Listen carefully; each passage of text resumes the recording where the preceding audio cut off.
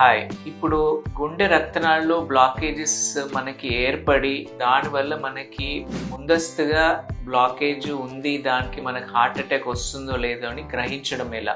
Early warning signs అంటారు. ఇది మనకి రిస్క్ ఫ్యాక్టర్స్ ఉన్నాయనుకోండి, షుగర్ కానీ, బ్లడ్ ప్రెషర్ కానీ, స్మోకింగ్ చేసే అలవాటు ఉండడం కానీ, ఫ్యామిలీ హిస్టరీ అంటే ఫాదర్ మదర్ కి గుండెపోటు రావడం అర్లీ ఏజ్ లో, ఇలాంటి రిస్క్ ఫ్యాక్టర్స్ ఏమైనా ఉన్నాయంటే మనము అతి తొందరలో అంటే యంగ్ ఏజ్ లో లెస్ దాన్ 40 years అయినా 20-25 years అయినా మనము రెగ్యులర్ గా హెల్త్ చెకప్స్ చేయించుకోవాలి. అంటే ECG, 2D echo, lipid profile అంటే cholesterol levels plus treadmill test ఇవి చేయించుకోవాలి.